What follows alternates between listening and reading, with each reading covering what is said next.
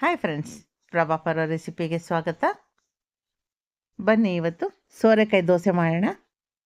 ಕೆಲ್ಸಕ್ಕೆ ಹೋಗೋ ಹೆಣ್ಮಕ್ಳಿಗಂತೂ super recipe ಇದು. ಬೇಗ ಬೇಗ ಕಲಸಿಟ್ಕೊಂಬಿಟ್ರೆ ಮನೆಯವ್ರಿಗೂ ಮಾಡಿಕೊಟ್ಬಿಟ್ಟು ತಾನು ಬಾಕ್ಸಿಗೆ ಹಾಕ್ಕೊಂಡು ಹೋಗ್ಬಿಟ್ರೆ ಬೆಳಗ್ಗೆ ಬ್ರೇಕ್ಫಾಸ್ಟ್ಗೂ ಆಗುತ್ತೆ, ಮಧ್ಯಾಹ್ನ ಲಂಚಿಗೂ ಆಗುತ್ತೆ. ಬೆಳಗ್ಗೆ ಸ್ವಲ್ಪ ತೆಳುವಾಗಿ ಕಲಿಸ್ಬಿಟ್ಟು ದೋಸೆ ಥರ ಹಾಕ್ಕೊಳ್ಳೋದು. ಅದೇ ಹಿಟ್ಟನ್ನೇ ಸ್ವಲ್ಪ ಗಟ್ಟಿಯಾಗಿ ಕಲಿಸ್ಕೊಂಡು ರೊಟ್ಟಿ ಥರ ತಟ್ಕೊಂಡ್ರೆ ಮಧ್ಯಾಹ್ನ ಊಟಕ್ಕಾಗುತ್ತೆ. ಬನ್ನಿ ರೆಸಿಪಿ ಶುರು ಮಾಡೋಣ. ಶುರು ಮಾಡೋಕ್ಕೂ ಮುಂಚೆ ಯಾರೆಲ್ಲ ನನ್ನ ಚಾನಲ್ನ ಸಬ್ಸ್ಕ್ರೈಬ್ ಮಾಡದೆ ನೋಡ್ತಾ ಇದ್ದೀರಾ, ದಯವಿಟ್ಟು ಸಬ್ಸ್ಕ್ರೈಬ್ ಮಾಡ್ಕೊಳ್ಳಿ ಅಂತ ಕೇಳ್ಕೊಳ್ತಾ ಇದ್ದೀನಿ. ನೀವು ಸಬ್ಸ್ಕ್ರೈಬ್ ಮಾಡ್ಕೊಳ್ಳೋದ್ರಿಂದ ನಾನು ಹಾಕೋ ಪ್ರತಿಯೊಂದು ರೆಸಿಪಿನೂ ಮೊದಲು ನಿಮಗೆ ಬರುತ್ತೆ. ಓಕೆ ಶುರು ಮಾಡೋಣ ರೆಸಿಪಿನ. ಬನ್ನಿ. ನಾನಿಲ್ಲಿ ಒಂದು ಎಳೆ ಸೋರೆಕಾಯಿನ ಸಿಪ್ಪೆ ತೆಗೆದು ಕಟ್ ಮಾಡಿ ಇಟ್ಕೊಂಡಿದ್ದೀನಿ. ಎಲ್ಲ ಪದಾರ್ಥಗಳು ಯಾವ್ದ್ಯಾವುದು ಎಷ್ಟೆಷ್ಟು ಅಂತ ಸ್ಕ್ರೀನ್ ಮೇಲೂ ಕೂಡ ಹಾಕಿದ್ದೀನಿ, ಹಾಗೆ ಡಿಸ್ಕ್ರಿಪ್ಷನ್ ಬಾಕ್ಸಲ್ಲಿ ಇಂಗ್ಲೀಷಲ್ಲಿ ಹಾಕಿರ್ತೀನಿ, ನೋಡ್ಕೊಳ್ಳಿ. 100 ಗ್ರಾಮ್ ಕ್ಯಾರೆಟು, 2 ಚಿಕ್ಕ ಈರುಳ್ಳಿ ಸಣ್ಣಗೆ ಹೆಚ್ಚಿದ್ದು, 4 ಹಸಿಮೆಣಸಿನ್ಕಾಯಿ ಸಣ್ಣಗೆ ಹೆಚ್ಚಿದ್ದು, ಒಂದು ಸ್ವಲ್ಪ ಕರಿಬೇವು ಸಣ್ಣಗೆ ಪುಡಿಯಾಗಿ ಹೆಚ್ಚಿಟ್ಟಿದ್ದು, ಕೊತ್ತಂಬರಿ ಸೊಪ್ಪು ಪುಡಿಯಾಗಿ ಹೆಚ್ಚಿದ್ದು, 1 ಬಟ್ಲು ಅಕ್ಕಿ ಹಿಟ್ಟು, 1 ಬಟ್ಲು ರವೆ, ಚಿರೋಟಿ ರವೆ, ಅರ್ಧ ಬಟ್ಲು ತೆಂಗಿನ ತುರಿ, 1 ಟೀ ಸ್ಪೂನಷ್ಟು ಶುಂಠಿ ತುರಿದಿರೋದು, 1 ಟೀ ಸ್ಪೂನಷ್ಟು ಜೀರಿಗೆ. ಇದಿಷ್ಟು ಬೇಕಾಗಿರುವಂಥ ಇಂಗ್ರೀಡಿಯೆಂಟ್ಸು. ಈಗ ಮಿಕ್ಸಿನಲ್ಲಿ ಚಿಕ್ಕ ಜಾರ್ ಇರುತ್ತಲ್ವ, ಮಿಕ್ಸಿ ಜಾರು, ಅದನ್ನು ತೊಗೊಳ್ತಾ ಇದ್ದೀನಿ. ಸಿಪ್ಪೆ ತೆಗೆದಿಟ್ಕೊಂಡಿರುವಂಥ ಸೋರೆಕಾಯಿನ ಅದಕ್ಕೆ ಹಾಕಿ ನುಣ್ಣಗೆ ರುಬ್ಕೊಂಬರ್ತೀನಿ. ಬರೀ ಸೋರೆಕಾಯಿನ ರುಬ್ಕೊಂಬರ್ತೀನಿ. ಎಳೆ ಸೋರೆಕಾಯಿಗಿರೋದ್ರಿಂದ ಬೇಗ ನುಣ್ಣಗೆ ರುಬ್ಬೋಗ್ಬಿಡುತ್ತೆ. ಸ್ವಲ್ಪ ಬಲ್ತಿರೋದು ಆ ಥರ ಇತ್ತು ಅಂದರೆ ಅದು ಹಾಗೆ ಪೀಸ್ ಹಂಗೆ ಉಳಿಯುತ್ತೆ. ಸೊ ಸಣ್ಣಗೆ ಹೆಚ್ಕೊಂಡೇ ರುಬ್ಕೊಳ್ಳಿ. ಈಗ ಸಪ್ರೇಟಾಗಿ ಒಂದು ಬೌಲ್ ತೊಗೊಂಡಿದ್ದೀನಿ. ಆ ಬೌಲಲ್ಲಿ ನಾವು ಮಿಕ್ಸಿನಲ್ಲಿ ರುಬ್ಕೊಂಡು ಬಂದಿರೋಂಥ ಸೋರೆಕಾಯಿನೆಲ್ಲ ಹಾಕ್ಕೊಳ್ತೀನಿ.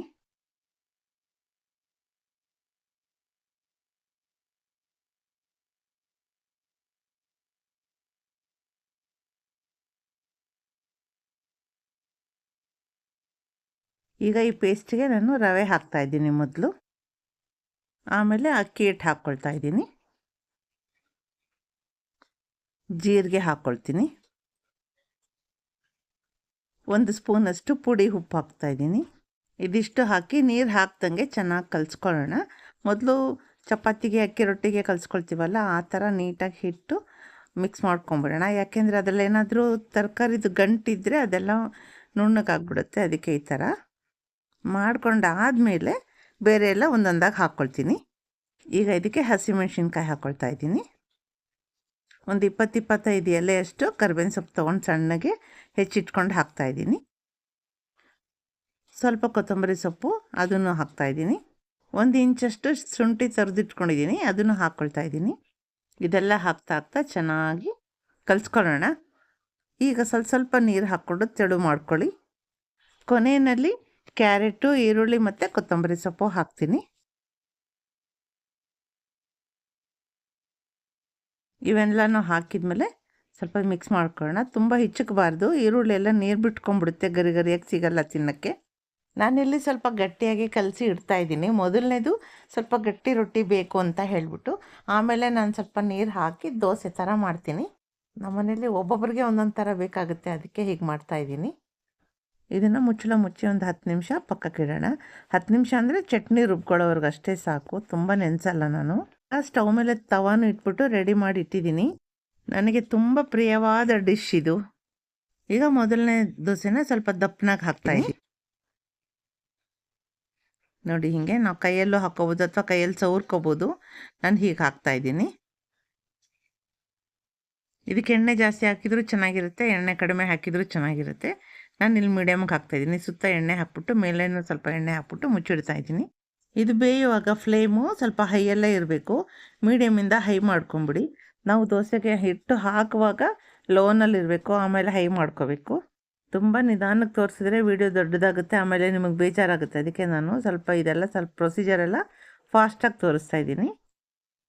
ನೋಡಿ ಎಷ್ಟು ಚೆನ್ನಾಗಿ ಬಂದಿದೆ, ತಿಕ್ಕಾಗಿ ಮಿಣ ಅಂತ ಗರಿಯಾಗಿದೆ.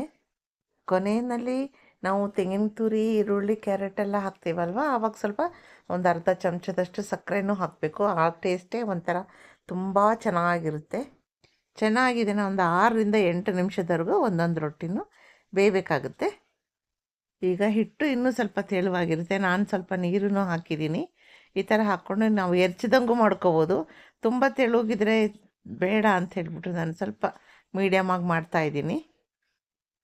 ನಾವು ಬಳದ ರೊಟ್ಟಿ ಮಾಡ್ತೀವಲ್ಲ ಆ ಥರ ಮಾಡಿದ್ರೂ ಚೆನ್ನಾಗಿರುತ್ತೆ. ಹಾಗೆ ಎರಡನೇ ರೊಟ್ಟಿನೂ ಅಷ್ಟೇ 5ರಿಂದ 8 ನಿಮಿಷದವರೆಗೂ ಚೆನ್ನಾಗಿ ಬೇಯಿಸ್ಕೋಬೇಕು. ಎಣ್ಣೆ ಹಾಕಬೇಕು. ಮುಚ್ಚಳ ಮುಚ್ಚಿನೇ ಬೇಯಿಸ್ಕೊಂಡ್ರೆ ಚೆನ್ನಾಗಾಗುತ್ತೆ ಬೇಗ ಬೇಗ. ನನ್ನ ಮೊಮ್ಮಗಳು ನನಗೆ ಎಲ್ಲೋ ರೊಟ್ಟಿ ಬೇಕು ಅಂದ್ಲು, ಅದಕ್ಕೆ ನಾನು ಸ್ವಲ್ಪ ಅರಿಶಿನ ಹಾಕಿದ್ದೀನಿ. ಈಗ ನೋಡಿ, ಇದು ಮೊದಲನೇ ರೊಟ್ಟಿ. ತಡ್ಕೊಳಕ್ಕಾಗ್ತಿಲ್ಲ ಅವಳಿಗೆ, ಬೇಗ ಕೊಡು ಅಂತಿದ್ದಾಳೆ. ಅವಳಿಗೆ ತಿನ್ನಿಸ್ತಾ ಇದ್ದೀನಿ. ಈ ದೋಸೆ ಮಹಿಮೆನೇ ಹಾಗೆ, ನೀವು ಎಷ್ಟೇ ಸಲ ಎಷ್ಟೇ ಹಾಕಿ ಮಾಡಿದ್ರೂ ಉಳಿಯೋದೇ ಇಲ್ಲ, ಅಷ್ಟು ಚೆನ್ನಾಗಿ ಖರ್ಚಾಗುತ್ತೆ. ಎಲ್ಲರೂ ಇಷ್ಟಪಟ್ಟು ತಿಂತಾರೆ ಇದನ್ನು. ನೋಡ್ತಾ ಇದ್ದೀರಲ್ವ ಎಷ್ಟು ಕಣ್ಣಾಗಿ ಎಷ್ಟು ಚೆನ್ನಾಗಿ ನೋಡಿ ಗರಿ ಗರಿಯಾಗಿ ಬಂದಿದೆ. ಇದು 3ನೇ ದೋಸೆ, ತೆಳುವಾಗಿರೋದೇ ಹಾಕ್ತಾಯಿದ್ದೀನಿ. ಮೊದಲು ಒಂದು ಮಾತ್ರ ದಪ್ಪಕ್ಕೆ ಹಾಕಿದ್ದೀನಿ. ಫ್ರೆಂಡ್ಸ್, ಈ ರೆಸಿಪಿ ನಿಮಗೂ ಇಷ್ಟ ಆಗಿದೆ ಅಂದ್ಕೊಳ್ತೀನಿ. ನೀವು ಮನೇಲಿ ಟ್ರೈ ಮಾಡಿ, ಹಾಗೆ ಹೇಗೆ ಬಂತು ಅಂತ ಹೇಳೋದನ್ನು ಮರಿಬೇಡಿ. ಇದೇ ರೀತಿ ಈಸಿ ರೆಸಿಪೀಸ್ಗೆ ನನ್ನ ಚಾನಲ್ನ ಫಾಲೋ ಮಾಡೋದನ್ನು ಮರಿಬೇಡಿ.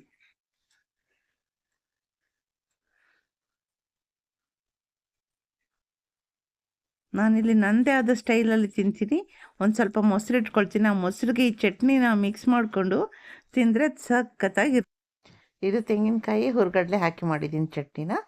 ಅದನ್ನು ನಾನು ಮೊಸರಿಗೆ 2 ಸ್ಪೂನ್ ಹಾಕ್ಕೊಂಡು ಕಲಿಸ್ಕೊಂಡ್ರೆ ಅದು ಸ್ವಲ್ಪ ಸಪ್ಪೆನೂ ಆಗುತ್ತೆ, ಹುರುಳಿಯೋಕ್ಕೂ ಚೆನ್ನಾಗೂ ಇರುತ್ತೆ. ಇದು ನನ್ನ ಸ್ಟೈಲು. ನೀವು ಯಾವ ಸ್ಟೈಲಲ್ಲಿ ತಿಂತೀರಾ ನನಗೂ ಹೇಳಿ. ಎಷ್ಟು ಚೆನ್ನಾಗಿರುತ್ತೆ ಗೊತ್ತಾ ಇದು, ಆಹಾ ನಂಗಿರುತ್ತೆ.